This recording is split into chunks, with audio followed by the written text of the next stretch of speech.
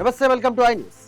ఇరాన్తో సాగిస్తున్నటువంటి సైనిక పోరులో అగ్రరాజ్యం అమెరికా ఊహించని దౌత్య వ్యూహాత్మక చిక్కుల్లో పడిపోయింది. క్షిపణులు, బాంబుల దాడులు ఇరాన్ను లొంగదీసుకోలేకపోవడంతో పెంటగాన్ ఇప్పుడు సరికొత్త అసాధారణ మార్గాల వైపు మొగ్గు చూపుతోంది. ఇక ఈ అమెరికా ఇరాన్ ఉద్రిక్తతల వెనుక ఉన్నటువంటి అసలు మిలిటరీ సీక్రెట్స్ ఏంటో ఈ స్పెషల్ స్టోరీలో ఇప్పుడు తెలుసుకుందాం. ఇరాన్తో సాగిస్తున్న సైనిక పోరులో అగ్రరాజ్యం అమెరికా ఊహించని దౌత్య వ్యూహాత్మక చిక్కుల్లో పడిపోయింది. క్షిపణులు, బాంబుల దాడులు ఇరాన్ను లొంగదీసుకోలేకపోవడంతో పెంటగాన్ ఇప్పుడు సరికొత్త అసాధారణ మార్గాల వైపు మొగ్గు చూపుతోంది. ప్రపంచంలోనే నంబర్ 1 మిలిటరీ సూపర్ పవర్ అయిన అమెరికా ఇప్పుడు ఇరాన్తో జరుగుతున్న ఈ యుద్ధంలో ఒక రకమైన మిలిటరీ అండ్ డిప్లొమాటిక్ చక్రవ్యూహంలో పడిపోయి తీవ్రంగా ఇబ్బంది పడుతోంది. ఇరాన్ ప్రభుత్వంపై, వారి సైనిక స్థావరాలపై విపరీతమైన ప్రెషర్ పెంచడానికి అమెరికన్ మిలిటరీ గత కొన్ని వారాలుగా కంటిన్యూస్ గా భారీ ఎయిర్ స్ట్రైక్స్, బాంబింగ్స్ జరిపింది. కానీ గ్రౌండ్ రియాలిటీ చూస్తే మాత్రం పరిస్థితి కంప్లీట్ గా వేరుగా ఉంది. ఇన్ని రోజులు అమెరికా వందలాది బాంబులు వర్షించినప్పటికీ హర్ముజ్ జలసంధిలో నెలకొన్న సెక్యూరిటీ క్రైసిస్ పూర్తిగా కంట్రోల్లోకి రాలేదు. అటు ఇరాన్ అణు ప్రోగ్రామ్ కు సంబంధించి కూడా ఎలాంటి పర్మనెంట్ సొల్యూషన్ బయటకు రాలేదు. ఇప్పుడున్న సిచ్యుయేషన్ బట్టి చూస్తే కేవలం ఎయిర్ స్ట్రైక్స్ లేదా మిస్సైల్ అటాక్స్ ద్వారా ఇరాన్ను లొంగదీసుకోవడం అమెరికాకు దాదాపు ఇంపాసిబుల్ అని క్లియర్ గా అర్థమవుతుంది.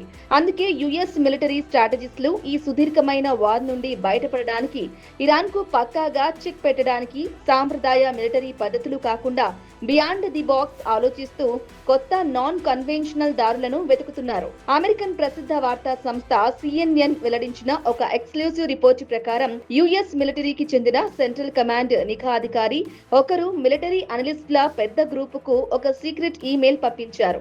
ఇరాన్ పై ప్రెజర్ పెంచడానికి, వారి అణచివేతకు కొత్త క్రియేటివ్ నాన్ కన్వెన్షనల్ ఐడియాస్ రావాలని అందులో కోరారు.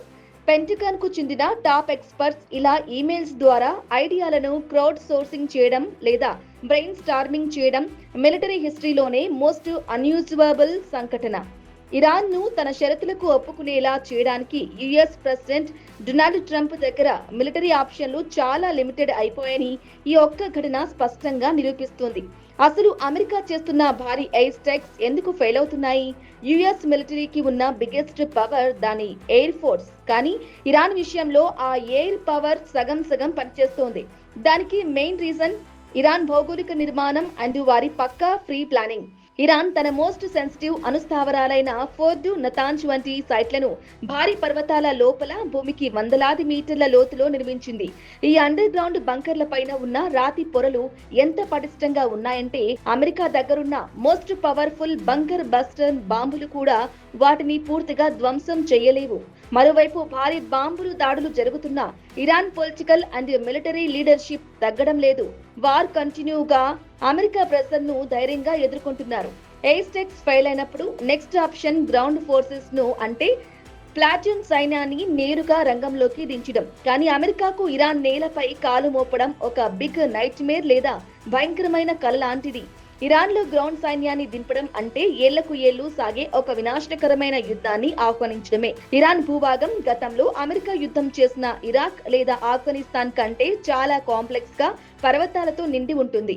ఇప్పటికే జరుగుతున్న ఈ చిన్నపాటి మిలిటరీ ఘర్షణలనే ఏకంగా 18 మంది అమెరికన్ సోల్జర్స్ చనిపోయారు. 500 మందికి పైగా తీవ్రంగా గాయపడ్డారు. ఇటు మిలిటరీ ప్రెషర్ తో పాటు ప్రెసిడెంట్ డొనాల్డ్ ట్రంప్ కు పొలిటికల్ అండ్ ఎలక్షన్ ప్రామిసెస్ రూపంలో మరో బిగ్ ప్రెషర్ ఉంది. విదేశీ నేలల్లో జరిగే సుదీర్ఘ యుద్ధాల్లో అమెరికన్ సైనికులను దింపనని, అనవసర యుద్ధాలు ముగిస్తానని ట్రంప్ ఎన్నికల ప్రచారంలో ప్రజలకు గట్టి వాగ్దానం చేశారు. ఒకవైపు ఇరాన్ అణ్వాయుధాలు తయారు చేయకుండా అడ్డుకోవాలి, హర్ముజ్ జలసంధిలో షిప్పుల మూవ్మెంట్ ను సేఫ్ గా ఉంచాలి. కానీ అదే సమయంలో ఏమాత్రం డైరెక్ట్ గ్రౌండ్ వార్ లోకి దిగకూడదు. ఈ దెబ్బకే యుఎస్ మిలిటరీ తీవ్రంగా ఆలోచనలో పడింది. డైరెక్ట్ వార్ లేకుండా ఇరాన్ నడుమ ఎలా విడవాలి అనే దానిపై ఇప్పుడు US 3 main non conventional strategies పై ఫోకస్ చేస్తుంది.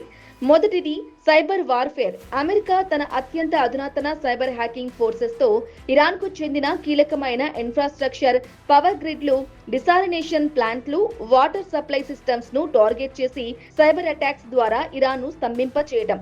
రెండవది అంతర్గత తిరుగుబాట్లకు సపోర్ట్ ఇవ్వడం. ఇరాన్లో ఇప్పటికే భారీ ఇన్నోవేషన్లు, ఎకనామిక్ క్రైసిస్ వల్ల పౌరుల్లో ప్రభుత్వంపై తీవ్రమైన కోపం ఉంది.